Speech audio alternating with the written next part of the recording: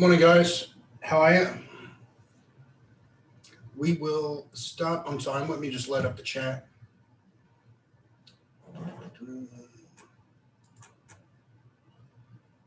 Wow, Andrew, Ben Cameron, Dave C, David O'Connor, Donna. Hi, Donna.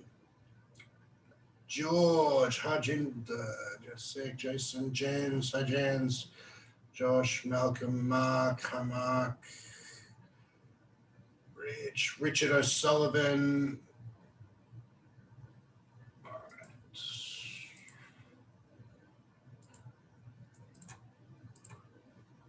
Switch to the other camera. Cool.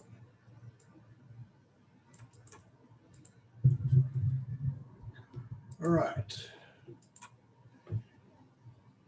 Everything appears to be working.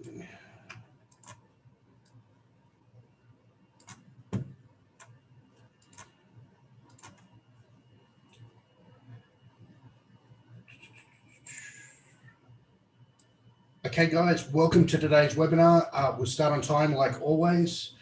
I'm Scott Phillips, and this is the third in our 4 webinar series on building trading systems for crypto assets.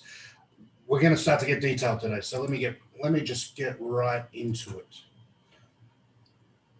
That was terrible. All right. Can everyone see the screen?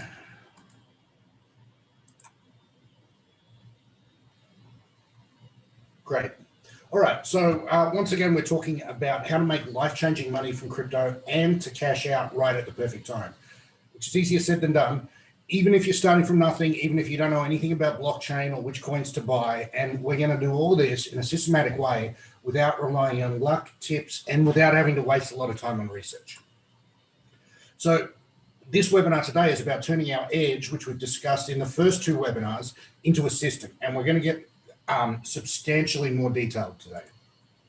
So to recap, we discovered 2 big things.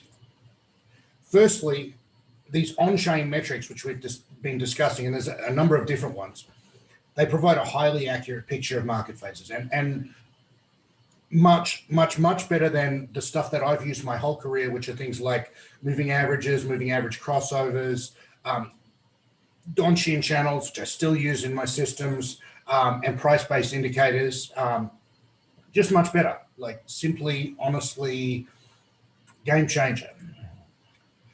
And secondly, we've discovered that momentum, which is a fancy word for a simple thing. Momentum is the idea that the optimum assets to hold in a bull market are going to be the strongest assets. So you measure what are the strongest assets objectively in a ranking system, and you hold the strongest ones. That's what momentum is. We can see this edge in countries, in industries, in commodities. It works everywhere. You know, if you put up if you rank the economies of the world from 1 to 50, investing in the strongest economies in the world is an edge. If you rank the sectors, you know, tech versus industrials versus mining versus this, investing in the strongest sectors is an edge. And we've all seen that in the last 10 years, investing in the strongest sector, as in tech, would have been amazing, right? It works exactly the same in crypto. Investing in what works and what's working right now has a statistically higher probability of continuing to work even better in the future. But there's a problem that we need to solve to build a full system out of this edge, and it's non-trivial. And what we're talking about here is alt season. Now, alt season is that particular type of time where altcoins, not just Bitcoin and Ethereum, go crazy. They just go to the moon. And the sad but true truth is that these seasons don't last forever. And most of the time, holding Bitcoin or Ethereum is a better investment.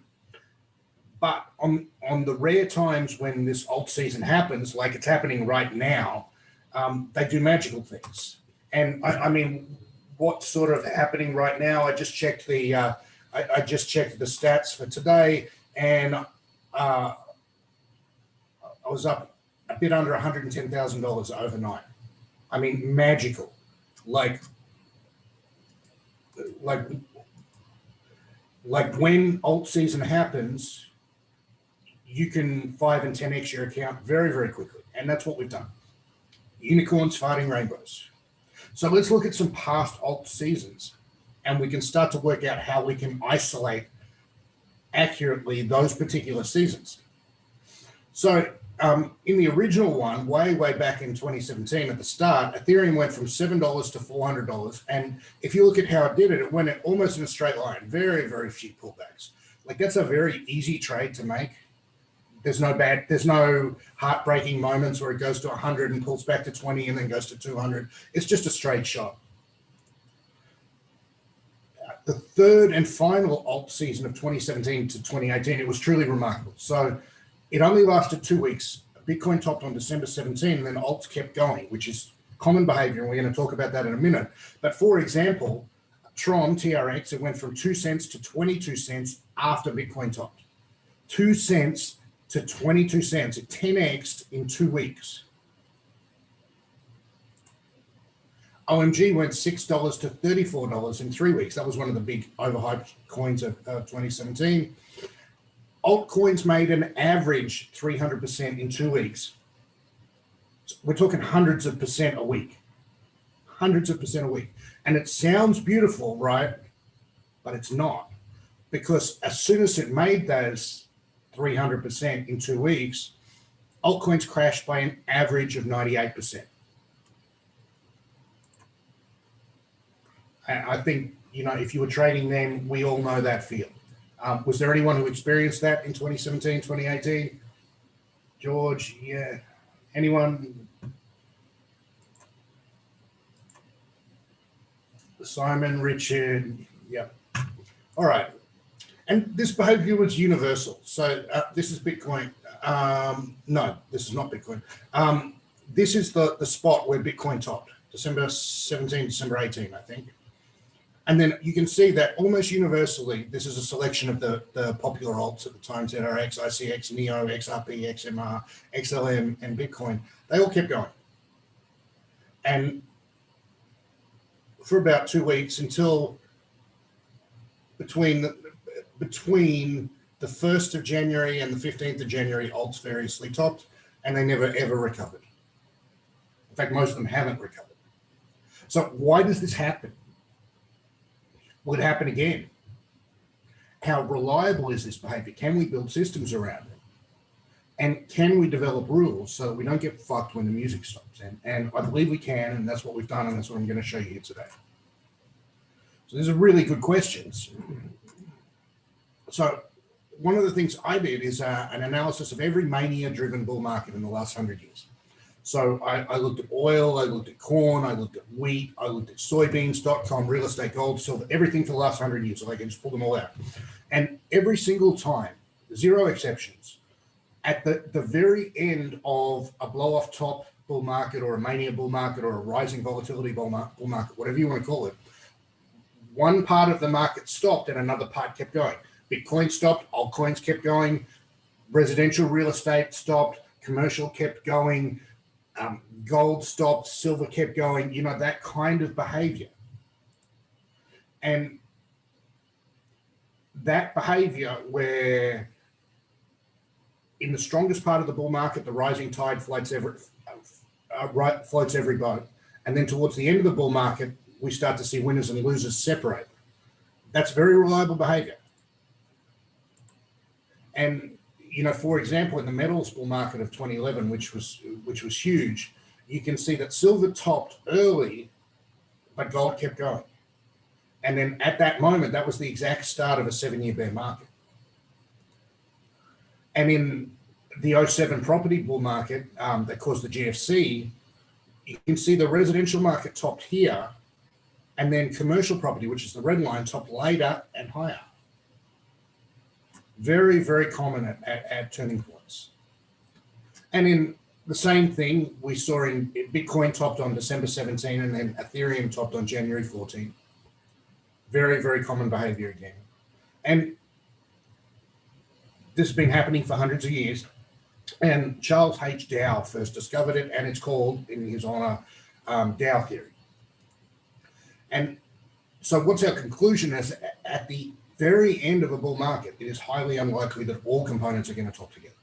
So our market timing filter needs to take this into account, or we risk missing out on the last and strongest phase. It's not that difficult to build a momentum system that catches the bulk of it, but the inherent problem with crypto assets is that at the very end, everything goes crazy and you're going to make a huge amount of money. Like,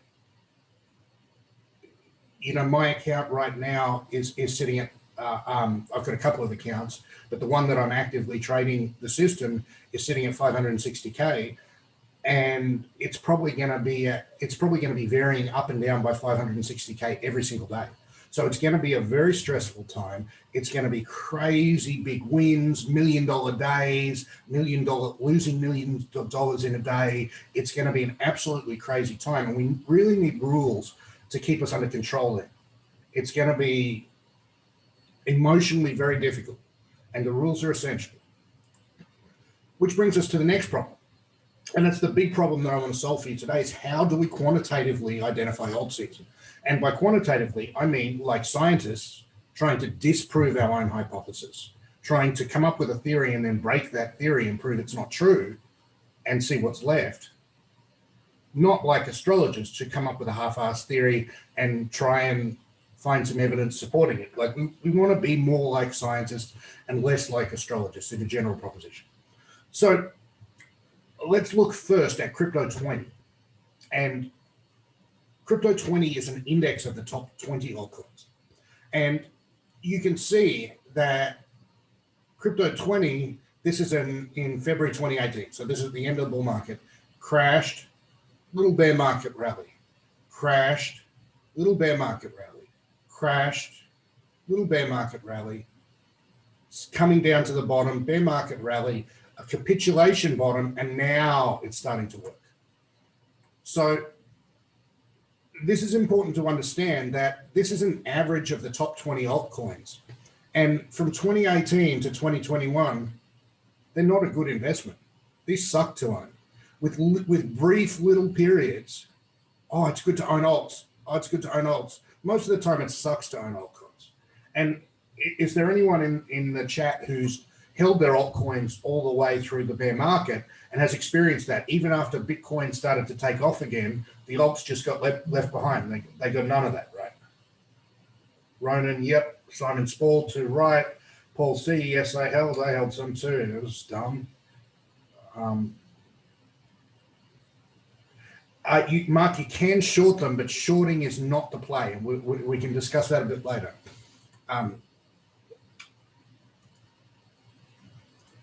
So, Simon Spall, I am very dumb. You're not actually. You're probably one of the smartest guys in our group. So, let's pick some names of some altcoins in the chat, and I'll load some up. But I've got some of the common ones. So this is Sushi, which is a current, like, everyone loves it, DeFi shitcoin. Cardano, okay, we'll do that one. So you can see that Sushi was a terrible investment, and then had a little period of a good investment, and then it had a period of being a good investment. Polkadot, which I think everyone loves. Josh says, I watched 180K turn into 1K. Oh, vet. That's a good coin. So you can see that for most of its life, Polkadot was a shit investment, and then it became a good investment. ZRX, which was highly hyped shitcoin in 2017, had an incredible run, had another incredible run, had a couple of years of being terrible, good period, shit period, good period. All right, so let's load up some charts now, and we'll have a bit of a look. Okay, let's look at. Actually, let's do it a bit different way. Let's do it a different way.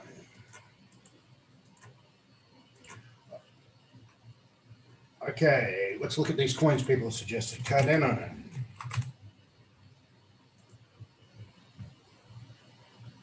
So Cardano is one of the few that have recovered well from, well, actually it hasn't. So this was Cardano in the last bull market. You've owned it, you like it, it's the future of money. it's fallen 8,000. It's fallen by 70, 80% or more. It's had two little periods where it's started to work. It's flatlined forever. This would be a heartbreaking thing to own. You think it's taking off. Oh, no, it's not. And now it finally does the business, like only now. And even then, if we look at how much of its previous value it's recovered, we're not even halfway, right? Okay, Simon Spall wants to look at E&J. All right, E&J.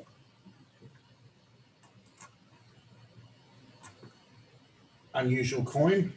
So in 2019, it broke what it did in 2018. So this was a terrible time. This was a great time. This is a terrible time. This is okay, terrible time, and now a great time. Okay, Donna wants to look at VEC, VeChain.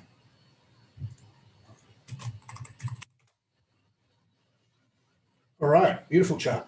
But back in 2018, it wasn't a beautiful chart.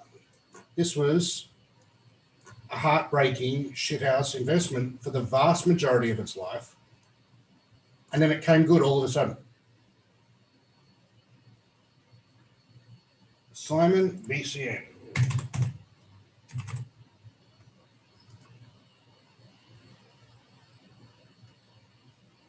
Oh, this is terrible. Oh, that's awful.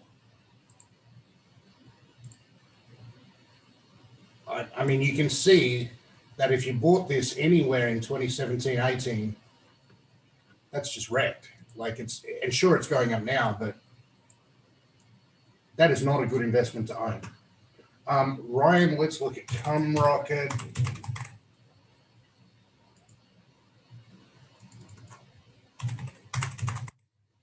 It's not even on TradingView, but it's only a recent shitcoin, so it's not going to have any history. Let's look at WIN from Ronan. Same deal. So this is better now, but for most of its life, it was shit, and now it's great.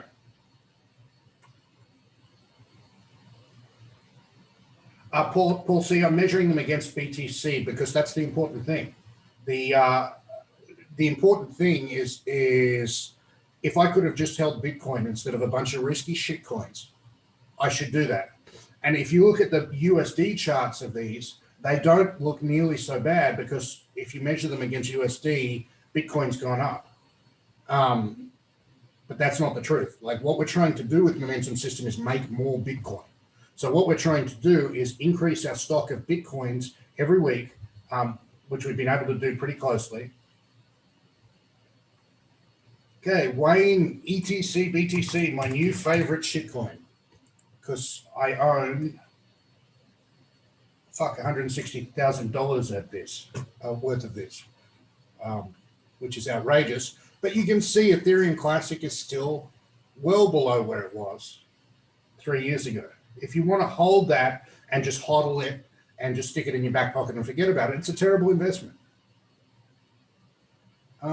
Scott wants to look at LTC, BTC. Same deal. So, and the reason we're looking at it against Bitcoin is that, okay, let's take BCN, which is the worst of the coins we've seen today. That's an absolutely gay chart. Terrible.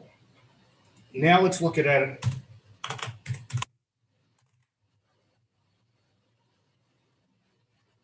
Now let's look at it in US dollar terms. It still looks pretty atrocious, to be honest. Yeah, no, it's still terrible.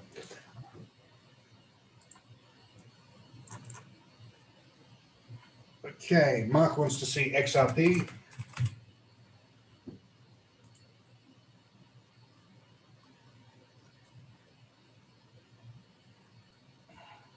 Again,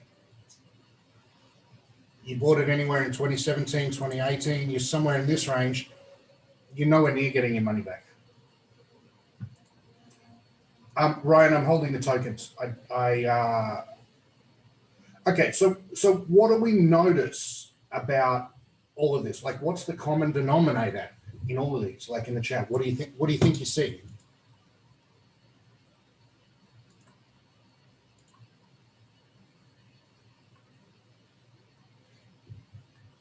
Ben Cameron, outperformance versus underperformance. That's what stands out to me is the clear, very clear periods where it sucks and very clear periods where it works. David, pump and dump periods. Simon Spall is right on the money. Hold Bitcoin most of the time. David O'Connor, big spike, sharp declines. Paul C, the ratio of alts to BTC is changing, so comparing to BTC will be lesser as the flippening occurs. I don't agree with that. The purpose of our system is to beat the market. That's what momentum systems do, and in this instance, the market is Bitcoin. So I designed a system to accumulate more Bitcoin. Scott says, don't hold shitcoins long term. They're a one-night affair, not a marriage. That's exactly the way I put it. And, you know, investors say they want a love affair, but really what they want is a one-night stand. And George, very smart, use shitcoins to build more BTC. That's the optimal strategy. Ian, spike after Bitcoin halves.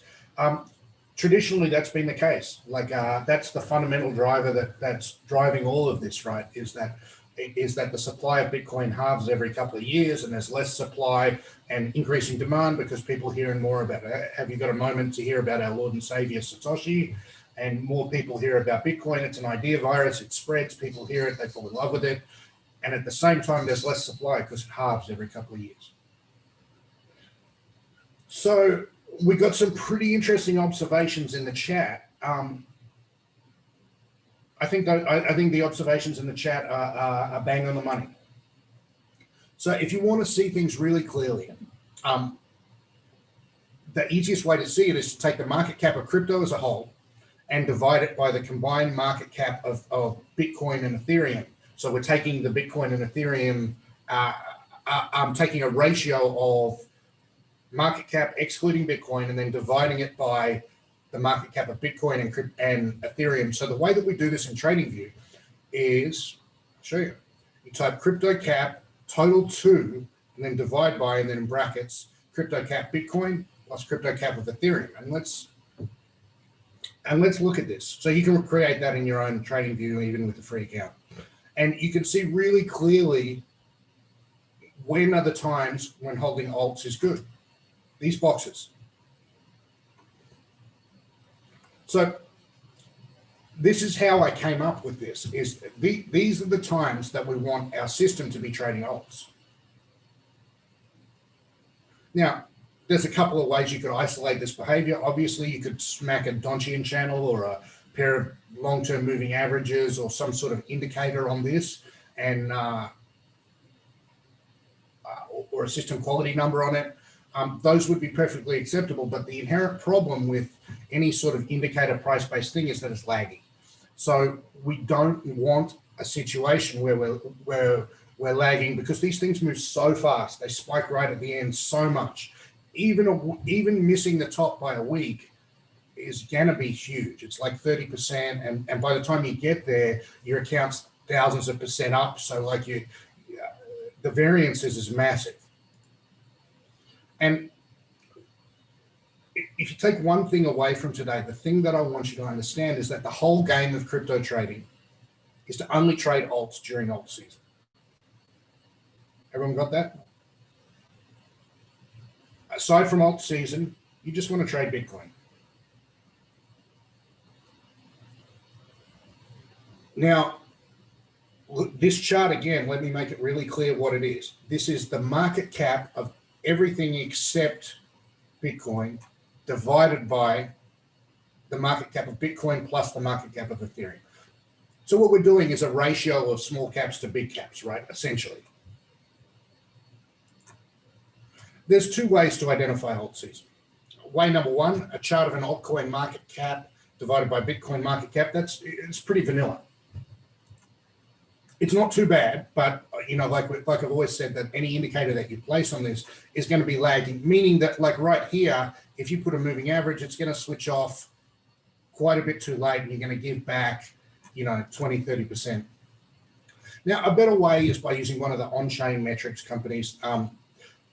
The two biggest and best in this space, in my opinion, are Glassnode and CryptoQuant, and they're both excellent. Glassnode is extremely expensive. It's like $700 a month. CryptoQuant's okay. It's really cheap. Both are excellent. There's multiple ways to achieve the same thing. I use both in my systems. They're really good, total game changer. Now, but we have to understand why alt season happens before we can predict it. So here's how it works. So let's have a little history lesson first. At the peak of the prior bull market, everyone is going to be experiencing what Alan Greenspan called irrational enthusiasm. And does this phrase, irrational enthusiasm, does this resonate with people? I mean, what we're talking about is people taking leave of their senses, like just going fucking mad for altcoin trading. Forget everything else. I just exist to trade shitcoins now. And the key indicators of, we're not quite there yet. But we will get there. The key indicators are people saying this time it's different. This will go on forever. And for me, it's always, oh, wow, I can make a living trading this. Like, what am I? And I always have this feeling like, what am I doing trading these traditional markets, trying to get 20 to 50% a year when I'm getting, 20% a week out of these shitcoins? Like, that's to the moon when Lambo, exactly so, Paul. So when I start thinking those retarded thoughts, it's very, very hard to pull them back in. So we have a simple 3-step program to fuck yourself. And the way it happens is that traders make profits with Bitcoin. Step one. Step number 2 is traders reinvest those profits in altcoins like Ethereum and the bigger ones, Ethereum, Litecoin, Monero, Dash, whatever. And then they make even more money doing that. And then they start to believe their own hype, and then they transition into the smaller altcoins. And does this sort of progression sound familiar? Is this how it worked for you? So Ethereum is kind of like a gateway drug for shitcoin addiction, right? Like you start off buying Bitcoin, and then someone tells you, oh, you should own a little bit of Ethereum too, and then all of a sudden, you've broken your altcoin virginity, and then there's thousands of these shitcoins. You need a little bag of this one, a little bag of that one, a little bag of this one, and now you're a shitcoin trader, and now you don't hold as much of your good asset, which is Bitcoin, and you hold a lot of shitcoins. Okay. Stu, that's the risk for me now. Still, Tony rings true. What ends a mania-driven bull market? Like what ends this type of, when people have taken leave of their senses? They never ever end just because they're overvalued. Like the stock market now is overvalued. It's not stopping. So it's like having sex with a gorilla. It's over when the gorilla says it's over. So bull markets have to play themselves out when they're this, vertical, exponential, mania-driven, blow-off-top bull market. Tony's got it exactly right. No more buyers. It's only over when we run out of new buyers. And so this is very, very different behavior. There's 2 types of psychology in markets, right? Psychology 1 is, actually there's 2 and only 2 theories of investment. Theory 1 is the value theory. So I'm buying, I'm trying to buy something at a cheap price. So if I offer you a crappy secondhand Ford, so do you want this crappy secondhand Ford? There's hardly any rust on it. You say, no, man, that's a shit box. I don't want that. And I said, well, I'll give it to you for $50. At $50, you want it. At 20 grand, you don't want it. So it's like a market where you buy it when it's cheap, planning on selling it when it's expensive. Like a used car, like tomatoes at the market. You know, if tomatoes are too expensive, you get something else. Potatoes too expensive, you get carrots or whatever. The other type of bull market, the other type of market psychology is greater fool market. So I'm going to pay a stupid amount for some stupid asset because I'm hoping that someone else will come along even stupider and take it off my hands at an even higher price. So the psychology is very, very different. One, you're trying to buy things cheap and sell them expensive. The other, you're trying to buy things expensive and sell them even more expensive. So the housing bubble in 2007, it ended because everyone who could get credit already had a house. Most times they had two houses. They had as many houses as they could buy, as many houses they could get credit for. They just ran out of buyers, and then it collapsed under the weight of its own bullshit. The altcoin bubble in 2017 ended, and I'll show you in a few minutes, because everyone knew about crypto and actually liked crypto and didn't think it was a scam and was prepared to invest. They were fully invested. When those guys were fully invested, bam, that was the top. And once we understand this behavior, that the game ends when no one has any money to buy more, we can measure that, right? We can measure how much money traders have to buy more, right? We definitely can. We definitely can. It's all on the blockchain. And once we measure that, we can figure out objective measures to work out when traders have run out of money. And with an extremely high degree of precision, we can work out exactly when the shit is over and we can jump out at the right time. The game ends when no one has any money to buy more. That's the one thing you need to take away from today. We can get out right at the top if we figure that. And let's get to the crux of how this works. Traders make profits in Bitcoin. They spend those profits on alts because they're feeling rich. Those alts go up until no one has any spare cash to buy more altcoins without selling a different altcoin. Like it's one thing to say, okay, I'm going to take some of my Bitcoins or I'm going to put in some more cash and buy alts. That's perfectly bullish behavior.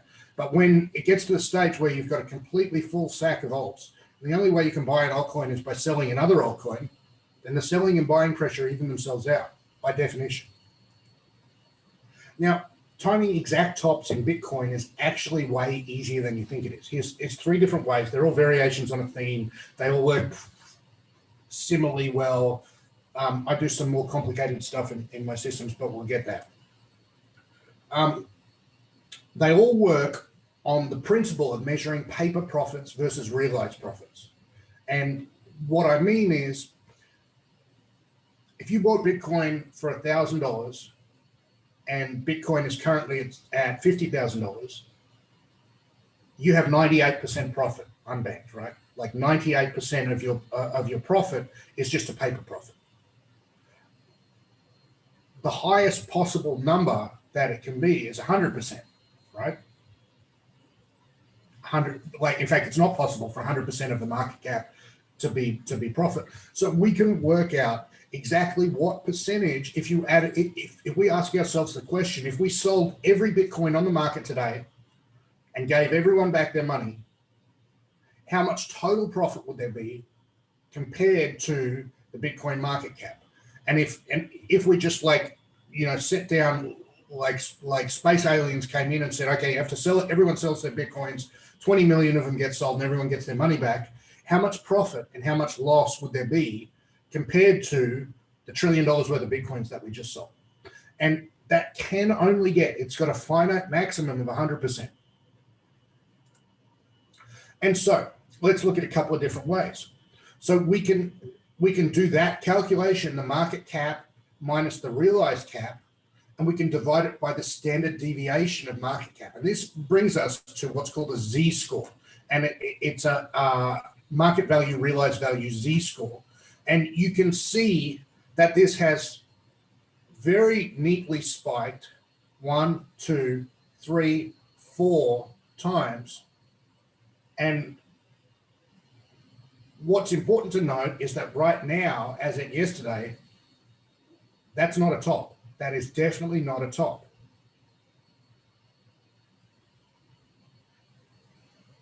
So let me make sure that people understand this. Who needs me to go over this one again? This is kind of important to get.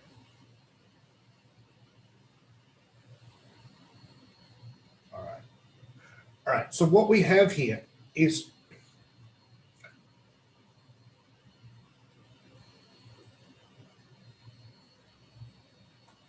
the black line is market cap.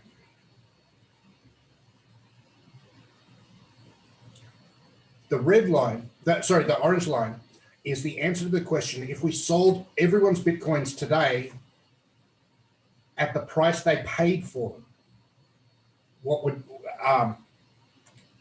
happen? If we sold everyone's Bitcoins today at market price, how much profit would there be? And you can see in very brief times, this market goes into loss. And when everyone on average is in loss, these are the times to buy. So we're dividing that by a standard deviation of market cap to get this purple line. And you can see the big spikes are inevitably market tops, like exact market tops. And Donna, how do we determine that's not a top? Because this reading on the right-hand side is not anywhere near extreme enough to be a top. Now, the next thing that I'd point, actually, is that it also catches market bottoms. See how we've caught this first market bottom here, second market bottom here, third market bottom here, and the fourth market bottom right here.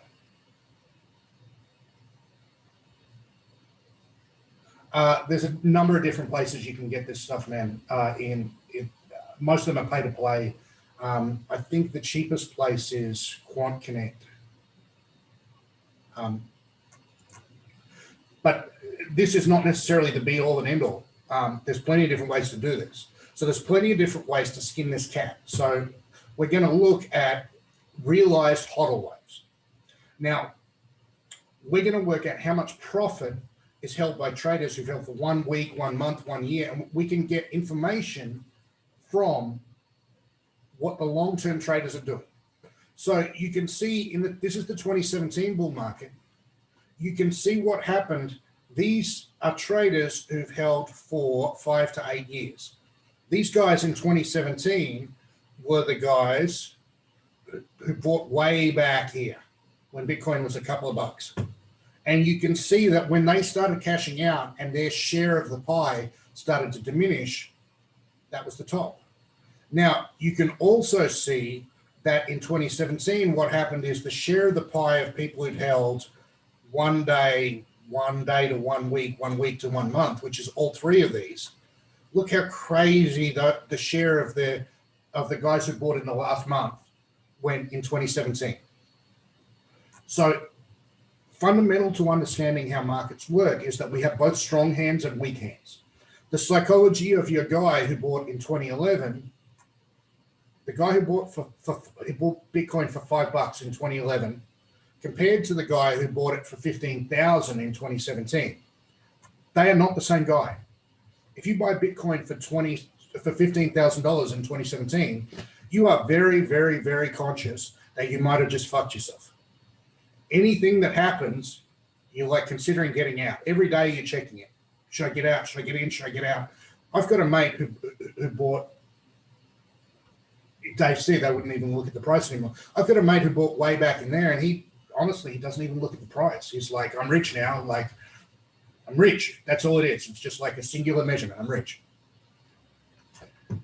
So here we have 1 day, 1 week, 1 week to 1 month, 1 month to 3 months, 3 months to 6 months, which is here, 12 months, blah, blah, blah, blah.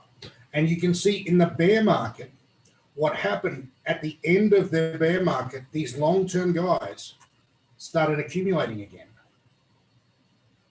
You can see their bands got wider and their bands got wider. Right when the short-term guys, you can see the short-term guys, they weren't accumulating at all at the bottom, but the long-term guys were. So it's a very useful thing to know. So in general, market is driven by the big money. And our job as traders and investors is to work out what the big money's doing and trade along inside their footprints. So when the guys who were originally buying Bitcoin way back in 2011 start buying again, and the dumbasses who were buying in 2017, they're actually getting out of their Bitcoin. That's a pretty indicative of a bottom. So this behavior where whales sell their coins to retail idiots at the height of the madness, then buy them back at the lows, this is highly predictable.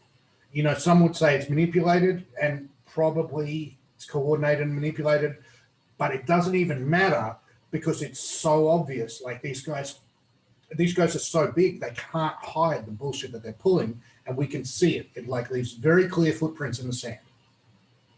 So let's do a little bit of white man magic, and let's take the amount of unbanked profit for coins held between 1 and 2 weeks. So you're very short-term traders. And then let's divide that by the amount of unbanked profit for coins held between 1 and 2 years. And we're going to make a ratio of the profits of short-term and long-term traders. And this is called the R-HODL ratio.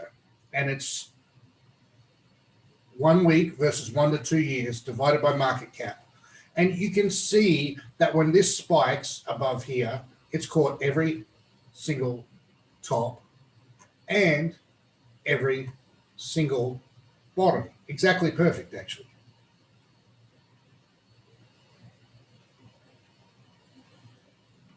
Makes sense?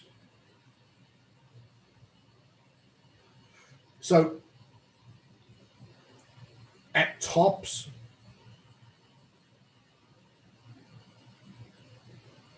all right, let me go over it again. Not everyone's getting it. So what we're doing here is we're doing that same calculation. How much profit would we have if all of the traders who've been held their coins between 1 and 2 weeks sold out? And then we're going to divide that by the amount of profit that the 1 to 2 year holding traders have got if we sold them out today. And we're going to multiply that by total market age to account for how this changes over time. And it does a very good job of catching both tops and bottoms. And it's not the only way. Like there's honestly, there's 5 or 6 different ways of doing this, and they're all okay. My point is that it's actually not that difficult to time tops in Bitcoin. Timing tops in alts, it's substantially more difficult than that. But we're going to get to that. So this catches every market bottom, and you look at where the bottoms were. Really, those are nice places to buy. So if you were just thinking of Bitcoin as just Bitcoin as a long-term asset, sell here, buy here, and that's going to happen every 5 or 6 years. And that is a very, very, very viable long-term investment strategy. We're going to get on to alt season shortly. It's slightly different.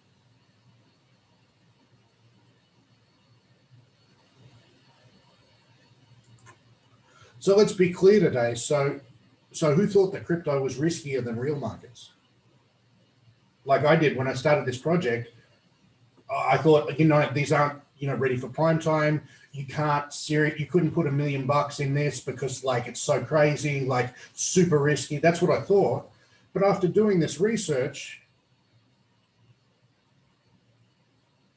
very insightful thing, David, Stu said, I confuse volatility with riskiness. Me too. Yeah, so who still thinks that crypto is riskier than real markets? I mean, it is, obviously. Like, it's just crazy volatility. Like real markets don't go up and down 30% a day. But really, if you can get the big benefit, what are we trying to do here? What are we trying to do? We're trying to ride this wave to the beach and just get off the board right at the perfect time. Who thinks we can do that? Yep, exactly so. 100% we can do that. Now, it's actually trivially easy to time market tops in Bitcoin. Now, my system is a little different, and we're going to get into it, because I don't just want to time Bitcoin tops, I want altcoin tops as well. So we can do the same analysis with the bigger altcoins, right? Mark, that data is a game changer. Yeah, absolutely. It's a total game changer. So we're going to cover altcoin tops in the next webinar because it's substantially more complicated, but it's the same theory. I'll be covering it in the next webinar, but even if you didn't use it and you just use, one of these simple methods, you capture the bulk of the gains. Like you get the bulk of it. So where are we at? We're 3 webinars into our 4 webinar series. Here's the game in a nutshell. You've got a choice of cash, Bitcoin, Ethereum, or altcoins. The game is quite obviously stay in cash in bear markets. This is a shitty game to play, is trading any sort of crypto in bear markets. They all go down. Even Bitcoin goes down by 80%. You don't want to play. But fortunately, we can use those on-chain metrics to time when it's safe to play. So we stay in cash, and we get back in. We stay in cash, we get back in. Very simple. We're back in, and we'll know when this shit gets somewhere up here that we cash out. Second thing, when the bear market is finally over, you don't buy altcoins. Who's made that mistake? Like, it's time to buy, I'll buy some alts.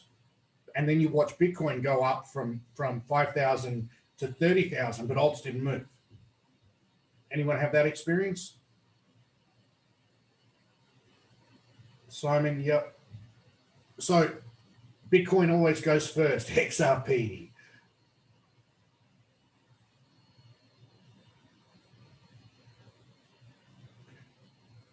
George says, my only concern is that everyone who knows will be heading for the exit at the same time. Absolutely, everyone will be heading for the exit at the same time. So we're going to cover this in the last webinar, but it's essential because of that to get out at the top, not wait until it's past the top and get out with a moving average trailing stop or any sort of trailing stop. It's going to spike and go vertical and straight back down. So if you want to catch, Dave, see the small door in the theater theory. It's like the market is the market is like a large movie theater with a small door, and a good way to see who the sucker in the room is they're focused on the size of the theater and not the size of the door. You've got to pull out just before the last hurrah. So exactly so, George. So when the bear market is finally over, don't buy altcoins. Just don't. Bitcoin always goes first. Buy Bitcoin. Bitcoin's going to double, triple, and then you can use those increased funds to buy more altcoins. So during the early stages of the bull market, Ethereum and Bitcoin will change places a few times. And it's not essential, but you can squeeze a lot of performance by switching to Ethereum instead of Bitcoin at the right time. And then finally, alt season is triggered by essentially excess unbanked profit in Bitcoin and Ethereum flowing into altcoins. And it's mostly the short-term traders. They're the ones that we follow, and we'll get into that in the next webinar. And when they're feeling sufficiently rich, then they start buying altcoins. And everyone who's traded it, I think you could probably know this is true. When did you start buying altcoins? When I made some profit out of my other coins. So alt season will trigger on average 4 times in a bull market. It did it 5 times in 2017. And the final alt season is usually, like every time so far, one for the record books. Like a just completely insane thing. And Stu says, I asked last time whether there'll be enough people who know, but there's too many people deluded by irrational exuberance. You've got to understand how it is when you've just made 100% in a week and you're swinging around these huge numbers. You won't want to stop. It'll be the most fun you've ever had, and you'll just delude yourself into thinking that it's going to go in another couple of weeks. Just give it another week, see how it goes. And then you're down 50%. You're like, oh, fuck, it's got to come back. I'll get out on a bounce. The bounce never comes, and you're fucked. So in 2018, the average altcoin did 300% in 2 weeks. Now, let's get specific about how the market ends. If traders on average paid $1,000 for a Bitcoin and Bitcoin is trading at $100,000, there's 99% unbanked profit. Cannot go past 100%, right? But there is a number, and that number is crazy high. Donna, we're in the first run now, probably somewhere close to the end of the first run. So we're like close to the end of the beginning is my gut call. So the key number for Bitcoin, and it's a little different for alts because they're more spread out, is 75% of market capital being unbanked profits. And this is the critical number. This is the shit you want to write down. And how does it work? When the market makes 75% of unbanked profit and then falls, bam, the end. 75% of profit, unbanked profit, and falls, bang, the end. 75% of unbanked profit falls, bang, the end. 2017, 75% of market capital's unbanked profit, bam, out, the end. Everyone got that? If we look at all these bull markets, these don't look like much, but believe me, because it's a logarithmic scale, but you know, this bull market here was even more powerful than the 2017 one in percentage terms. And so what we're doing is using these on-chain metrics to time the top perfectly. Like no fucking around. We can get this shit right to the fucking day. And this is a game changer. This is an absolute game changer for crypto trading. And so what you want, and so these effectively measure greed. So when this is 0%. So when the average crypto trader, no, it's at about 60% right now. Plenty of space to go. And you can see we are about here, and you know, it tripled last time before it was all over. So yeah, so we're nowhere near done on this. Ryan has a question. What's your view on the potential of the super cycle? I don't think any of crypto is set in stone. It's possible that governments could coordinate and outlaw it. I think that every year that it goes and it doesn't fall apart, it becomes less and less of a scam. It becomes harder and harder to call it a scam. And I think it's got a place. I think now it's got a place to stay in the financial ecosystem. And you know, it doesn't have to be the future of money, is my opinion. It could just be a niche market thing that people use for tax avoidance and sanctions busting and criminality and not paying taxes and hiding money from your wife. And those are pretty legitimate use cases. Like, you know, Switzerland's done that for 300 or 400 years, and they've done perfectly fine out of it. You know, British Virgin Islands, Switzerland, Luxembourg, all those places, crypto's going to eat their lunch because it's just a much easier way of doing that same hiding assets thing. Mark, what do you think price would get to? If you Google the Top Cat model by Willy Woo, is the model that I'm following, and it's very difficult to make accurate predictions about something which is an exponential feedback loop, right? Because just like the way that it's difficult to tell how loud the squelch on a microphone will be when you get that like loud screeching, because it feeds off itself. It's the same with a runaway bull market. I think between 200 and 400,000 US dollars for a Bitcoin at the height, and I think probably 250,000 US for a Bitcoin is about right. David, how can you trade altcoins effectively? You can trade Binance.us, and we're going to get to that. Coinbase and Binance US. We're going to get to the optimal universe, and it turns out that there's a strong edge in coins listed on multiple markets. So one of the fascinating things that we've discovered in the process of trading the system is that if I can buy a coin on Binance, and I can buy it on Coinbase, and I can buy it on Binance US, and I can buy it on Kraken, there's actually a lot more potential buyers for that coin, right? So with more potential buyers, those coins are statistically stronger. And we see that when a coin gets listed on a new exchange, it gets a pop. The best coin universe to run all of these type of systems on really surprised me. It's the one that you can trade on US coins, on Binance US and Coinbase, which is really surprising and very interesting. And what gave us a lot of confidence when we were developing is we developed the system on Binance, and there's only 10 years of data, right? So you can't, not even for altcoins. So the biggest danger is curve fitting. So the way that you avoid curve fitting is by developing your system on Binance and then testing it on all the other exchanges. And so we took this system we developed on Binance, plugged it into KuCoin, it works. Plugged it into Binance, it works. Plugged it into Binance US, it works. Plug it into Bittrex, plug it into Kraken, plug it into Coinbase. By the time we're plugging this completely different rule set into all those places, now we can start to think, oh, wow, this shit's legit. So if your strategy is to hold cash during the bear markets, that's potentially of long duration. And the bear markets get longer as Bitcoin, as the volatility goes down in Bitcoin, right? Like this was a crazy volatile asset originally, and now it's still volatile, but it's not crazy volatile anymore. So, Richard, what do you do as a trader?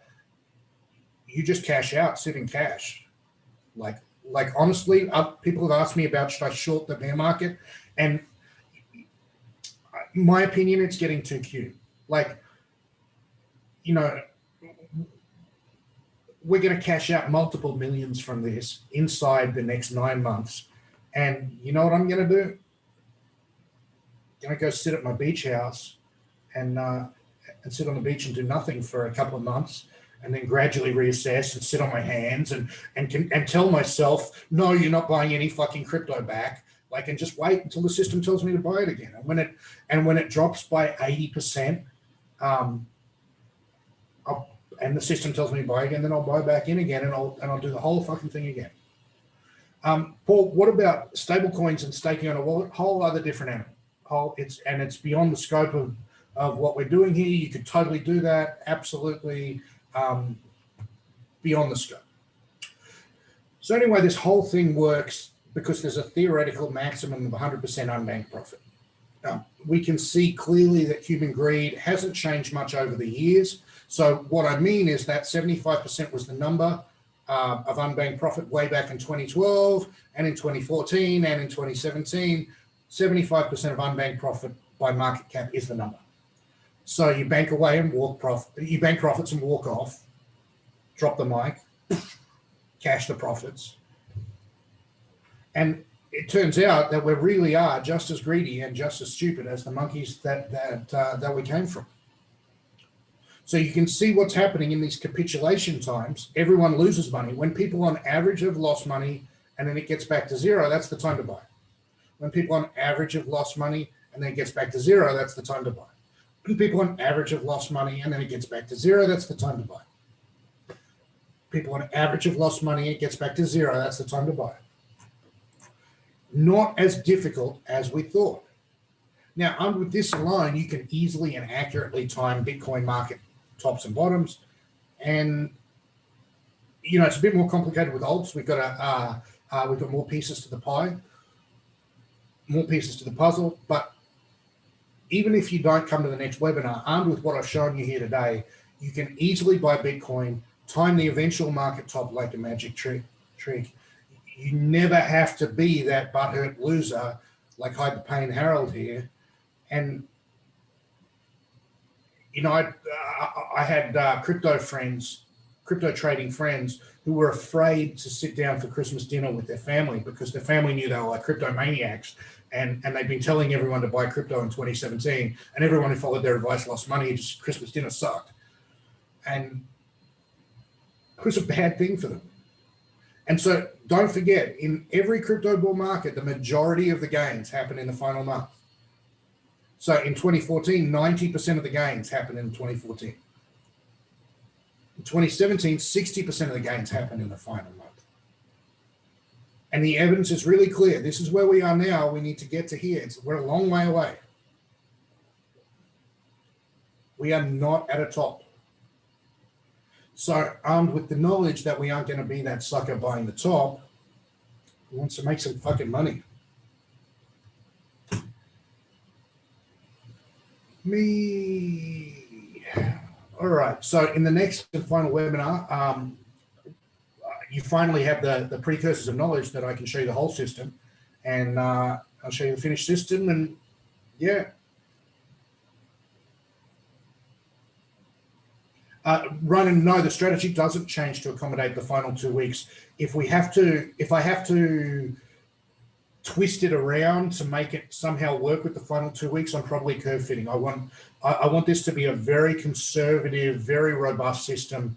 It's a big balls bet. There's going to be millions of dollars on the line for all of us. I didn't want to go too fancy. I wanted to go conservative.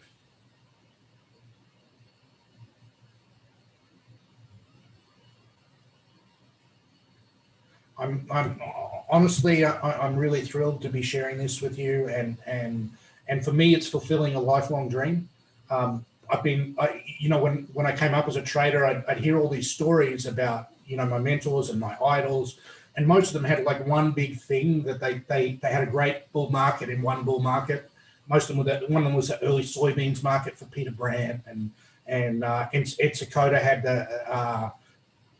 a market in the 70s that was his breakout market. And they had one breakout market, and all of a sudden their accounts are multi-million-dollar accounts, and then they're off and running, and then 40 years later they're market trading legends. And I've never done that. I've never ridden adequately a bull market, and I want to fix that. I don't think I can call myself a good trader until I do this. So, yeah, it's going to be a fascinating year.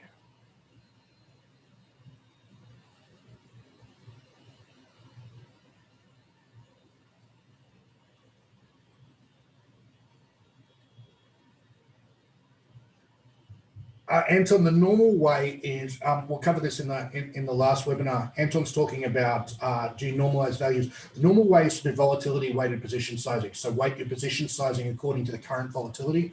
And the usual way of doing that is by picking a longer or short-term ATR as a proxy for volatility, and running it by a multiplier. But for reasons that I'll cover in the next webinar, that's not actually optimal.